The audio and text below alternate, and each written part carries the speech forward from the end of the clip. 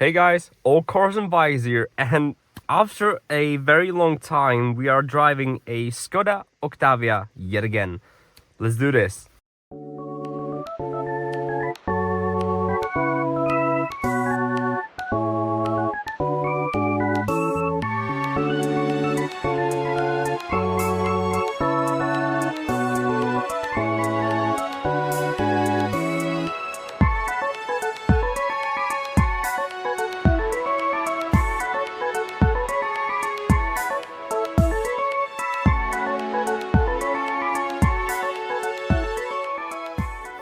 This current Octavia is from the year 2022. It was made in June and it has been used since then.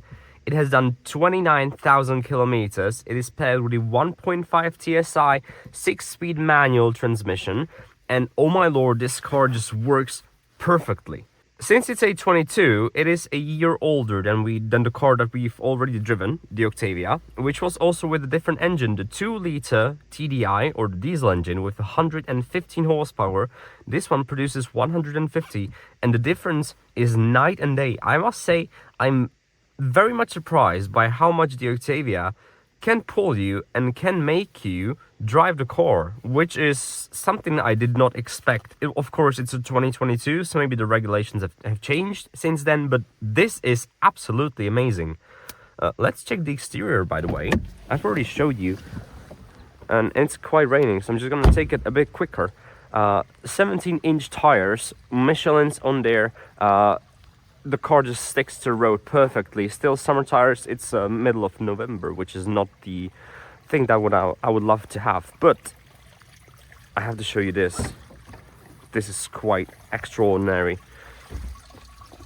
This, ladies and gentlemen, is the trunk, and the trunk is 600 liters large. It's huge. I'm sorry, there's too much water here. The trunk is absolutely huge, and there's nothing that you cannot fit in the car. Of course, you have your spare tire here. And this, ladies and gentlemen, is the price of the car. 649,000 Czech crowns, so you can see that, which is approximately 26,000 euros. Enough of chit-chatting, because I'm getting wet around here. The car is beautiful, you've seen it 2 times now. And let's actually drive it. Let's actually have some fun and drive the car in the wet, which is going to be a bit limiting considering it's a Škoda car. But as I said, I'm quite surprised with the powertrain and with the way this car works. Let's get going. Škoda time. Let's fire it up. Seatbelt on. Always number one thing you should do is put your seatbelt on. As always, we will turn off lane assist, as it is the thing that I completely despise. Parking brake down. Gear number 1. And let's go. We've already talked about this car in my review, but this car is a tiny tidbit different. Not only is it a car that I did not think I would ever drive, but it is a car from AutoTrend Liberec and their Škoda Plus program, which is basically Škoda used cars, but they have been certified and checked by Škoda mechanics and are ready to use right off the dealership. So you buy this one for 26,000 euros and you can drive it as much as you want, because the car has been checked, is ready, and is completely okay. As I said, it has done not 28,000 kilometers currently. The 1.5 TSI engine is going to work as good as it can. And well, thank you AutoTrend for letting me drive this car. Here is the name and the contact for the salesperson that has given me the car for testing. So please reach out to him if you are interested in the car. Also, pokud jste z Česka, zavolejte panu Ovínovi, tohle auto prodává on 650 000, je momentálně ta částka, za kterou se prodává. 28 000 km najetých, boží auto. Zpátky k recenzi nebo k jízdním dojmům. And that was a little check window for my Czech listeners that might be interested in buying a car such as this. And this is my first partnership with any dealership or used cars dealer ever, and I have to thank you so much for this opportunity. Let's go, let's continue with our drive impressions slash review of the car. Between the 2.0 TDI, between the diesel engine and this 1.5 TSI engine, there's such a huge difference, but like honestly, difference is day and night really. The TDI engine is, of course, it's not like sporty. It's made for driving long distances, definitely. But the 1.5 TSI can do both of the things that I'm trying to mention here. Not only can it do long distances, because on the highway, oh, aquaplaning a bit, you can get the consumption down to about 5.4, 5.5 liters on the highway when you're going like 120, 130, which is absolutely amazing, by the way. But then again, the 150 horsepower powertrain can spin the car around pretty easily. Sorry, not spin around. That would have been taken too literally, I think. You can take the car out for a spin and have fun while driving it. Of course, it's not going to blow your head off or put you into the car seat so much that you will not be able to breathe or anything. But you're going to have fun, definitely. As I said, we have summer tires on this car, and it's currently 3 degrees out and it's cold as hell. It's the Octavia. We've talked about the interior before. So on the set you can turn off start-stop system or the traction control. In mode you can choose between modes, so Eco, Normal, Sport, which is going to change the behavior of your accelerator pedal. That's such a bad word. And in individual you can pretty much change all of these to your liking. So steering, drive, and driving dynamics, which is basically how hard the steering wheel is going to go, and the drive and driving dynamics is pretty much just going to go for your accelerator pedal, which is not something that we need as of right now. So we're just gonna keep it normal, because normal is the way to go usually. Navigation, 10-inch system, Columbus, this one is, with its own navigation, completely perfect, works as a charm. It looks good. You can also use CarPlay or Android Auto in this car. Of course, you can, oh, see the echo mark? And here the engine.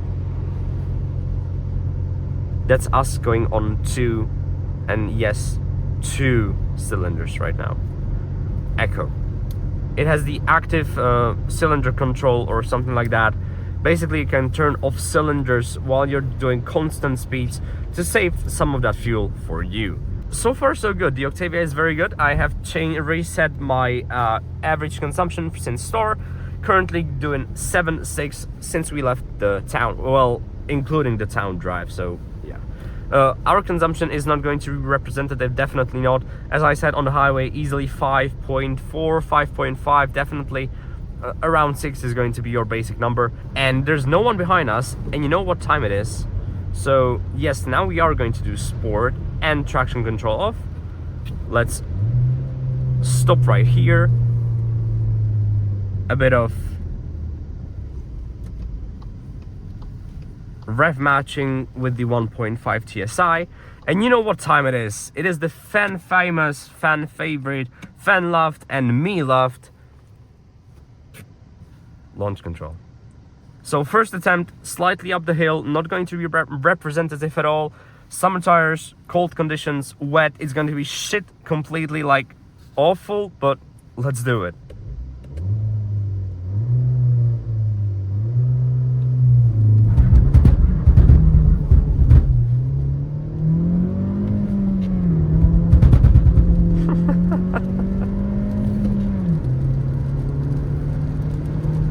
Well, as I said, I was quite shit, to be honest. That was very bad. No, honestly, I was not expecting anything different than the wheels trying to go just trying to put traction onto the road, but there was no way that this car was going to make it. Honestly, no way this was going to happen. But that doesn't matter, because we do have the idea, and imagine, it's a Škoda car, and it can spin the wheels. Wow! Yeah, well, it was on the wet. No one has to know that, but dear Lord, this car has the power when needed, definitely. Of course, as I said, not the greatest conditions. Let's move past that and now let's talk about how this car works in the city, because we drove through the city, through the town basically. It's a very small town, and the car was amazing. I like how smooth the engine is, and in comparison with the Scala, I must say that this 1.5 engine, it feels a bit different than the one that is in the Scala, and in a good way, to be honest, in a very, very good way. Let's put it into normal again. Aquaplaning a bit. This car, this engine and the gearbox with it paired feels a lot smoother, and just it feels like not as heavy as in the Scala, and that's a good thing. Of course, definitely it is a good thing. And I think that the powertrain or the power band, you can see that I'm at 2000, and when I press full on 4th gear, it goes quite nicely, to be honest. It's not, of course, it's not a sports car. We're not expecting a sports car, supercar, hypercar performance. We are expecting a performance that is okay for normal people. And this car delivers that. It gives you enough performance, 2000 RPM plus, to go 130 on the highway like this. I would love to continue. Let's try the Spirit to Drive mode test, so sport mode, and let's try and not throw the car in the ditch, as there's a bit of snow already and we are on summer tires, so I will be going slower than usual here. It is not something that I would love to, you know, be taken care of, crashing a rental car.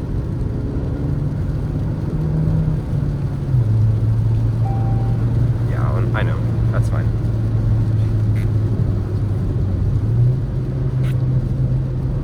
I can't tell if that's snow on the road, if that's just water, and either way it's making me very nervous, to be honest. So this is not yep, that's what I'm talking about. Yeah, we're gonna miss this part, sorry guys. Not the greatest conditions, and we're trying to make this as family friendly and safe as possible, so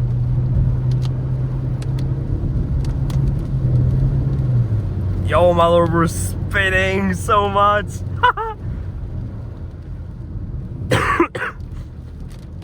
Alright, so without the proper tires and... oh, that's snow. That's actually snow on the road. We could be... ooh, we should be drifting here. This is not good, by the way. Well... this is fun. I have to say, this is very much fun on summer tires and on the snow, by the way. And this is located just, what, 5 kilometers from my hometown, and there's no snow whatsoever. So this is my first snow of the year, by the way. Yay, guys, this is my first snow of the year. I mean, of course, I've seen it in January, but first snow of the year, hey! It's not good, by the way, because I was hoping we could be, you know, we're gonna definitely slide here. That's what I thought. Yep. Nope, there's no way I can continue doing this. I mean, I'm gonna have to take it easy here, but that's fine because we know what the engine can do. Let's hope that there's going to be a bit more space for the second launch control attempt. Of course, it's going to be probably a bit better because it's not as uphill as that one, but the conditions are going to be probably worse because it is much higher in elevation wise. Well, we'll see, we'll try. Suspension test for now. Sorry for missing the Spirit to Drive test, but hey, there's no way I'm going to crash this car and crash this car with myself in it. Of course, that would bring me so much views, I think, but no, I'm not doing it. Suspension test though, so far so good. I know I'm not going as fast as you all would like me to go. Honestly, I feel the same, but there's just no way I'm doing this faster than this right now. But honestly, this car feels very good. So comfortable, honestly.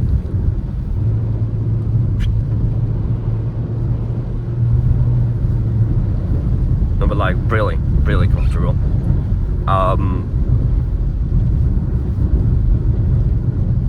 This is one of the best suspensions that I've ever been in, and comparing with the 23 Octavia, it might just be me because I haven't driven the car for 3 months, but the 23 Octavia with the diesel engine is very, you know, jumpy, and this is amazing. This is really good.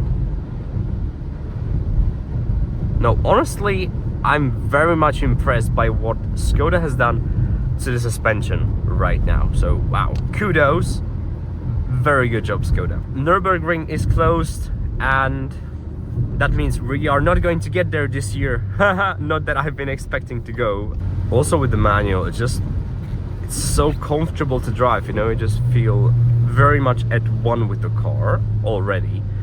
And this is my first time driving this with the 1.5 TSI. Of course, Octavia is an Octavia, but the engine should make a huge difference, and it does in a good way.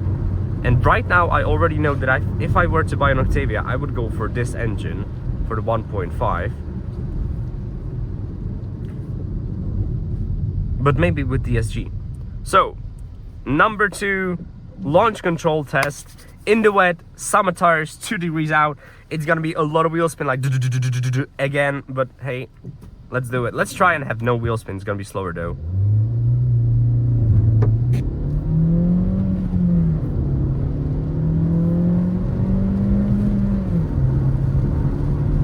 Oh, it was close. Well, that was kind of good. That was kind of good. Yeah, to be honest, that was really good. I tried not to wheel spin as much, but that was around 8.5, 9 seconds maybe. It's kind of good.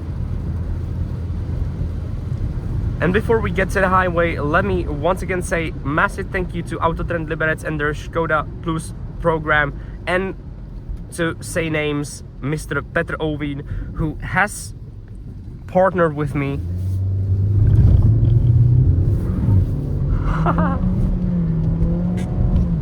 Oh my lord, the wheel spin is amazing, and has given me this Škoda Octavia to test.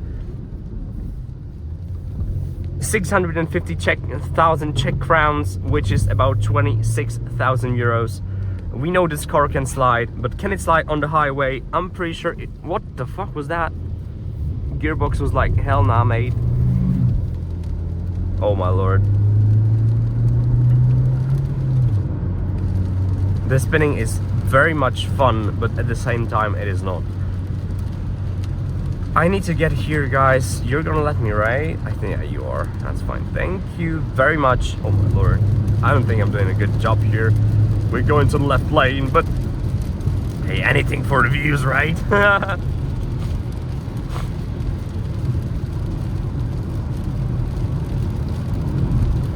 Oh boy. This is not good, but the car is stable, but I can feel the wheels trying to go for the traction, you know. I can just feel them not slipping. That's a very bad word to say. Oh my lord, these are policemen. Hey guys! Hey, ayo, ayo, ayo! These guys stopped me when I was doing 176 on a motorcycle, allegedly. So good times with you guys, good times.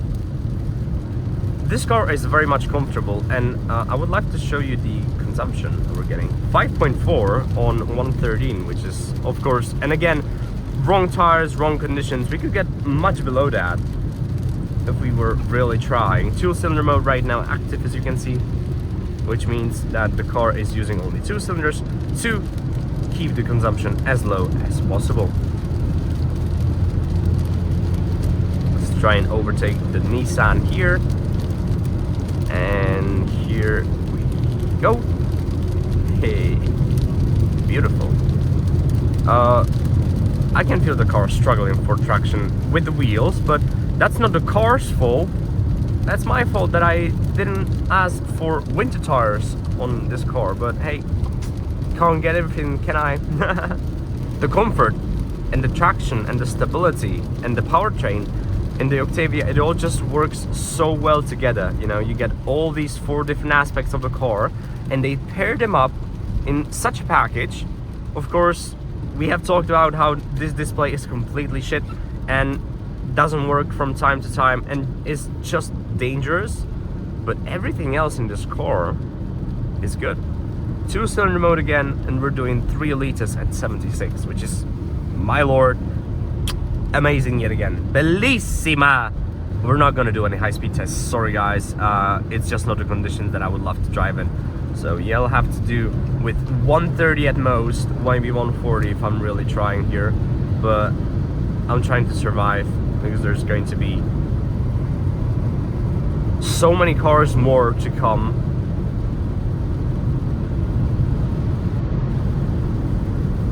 This is great. Isn't this great? 2.7 of course downhill, 2-cylinder mode, and we are speeding up. What more is there that you need from a car than all of this? The 1.5 is enough. Oh, there's gonna be a bit of outplaning here, no? No. Oh, dog here. That's Doggo. Hey, Doggo. Hey.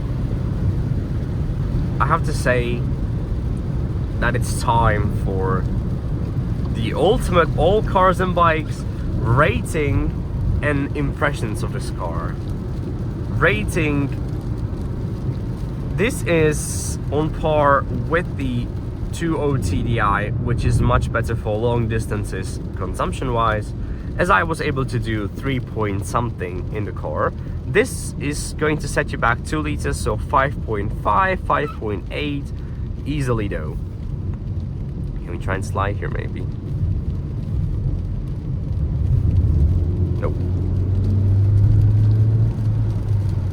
And for me, I'm talking about the car from my own perspective.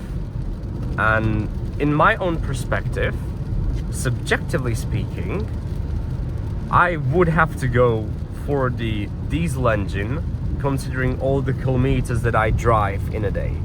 If I was not talking about money, I would definitely pick the 1.5, 100%.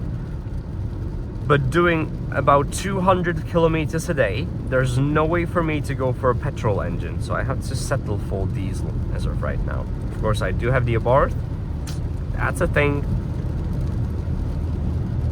But speaking objectively, from a consumer's point of view, the 1.5 is the superior engine. Not only does it have more power, better curve of torque, and power band basically, better acceleration, very good consumption, very good consumption as you can see. But the way this car behaves as a whole, when you combine all of these aspects of the car, is amazing. I'm gonna put it into normal and turn on traction control again. And what are the driving impressions of the car? Well, I've already talked about that during the drive. But all in all, I'd say this is a solid 93 out of 100. Solid. All points down for this shitty display and for the need of controlling everything throughout this, you know, and I just feel like that it's killing the car. And what has Škoda done with the smart dials in the new Superb and Kodiaq, I hope that they come back to it in the facelifted generation of Octavia, because that will save the car. Honestly, it will save the car.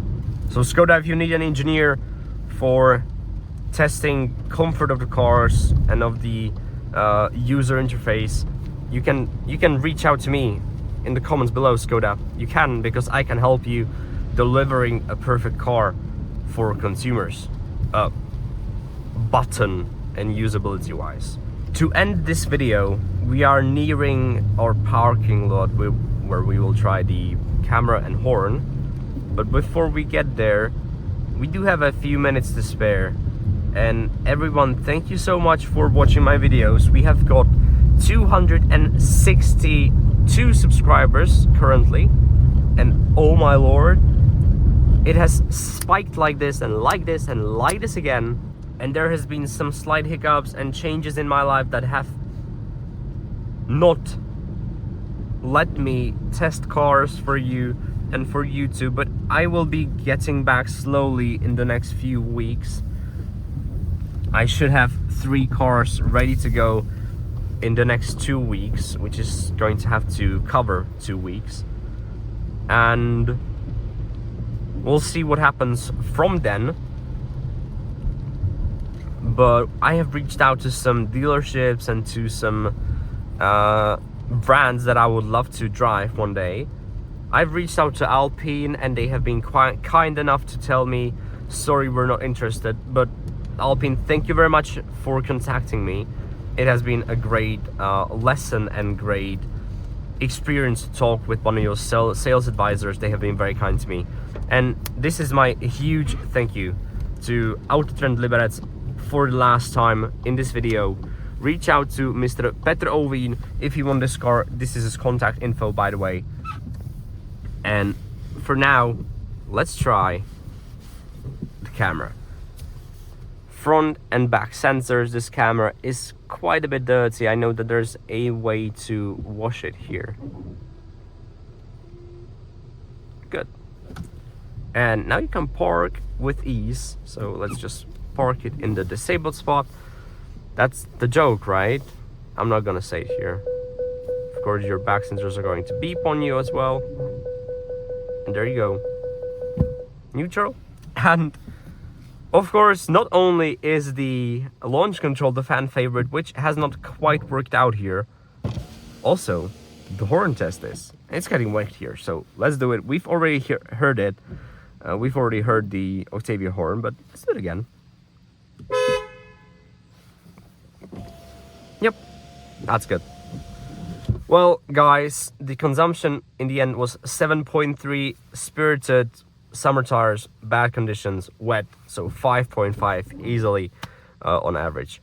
Thank you everyone for watching this video, for watching all of my videos at that. And oh my lord, you all have so many things to look forward to. Have fun watching this video, and see you in the next one. Bye.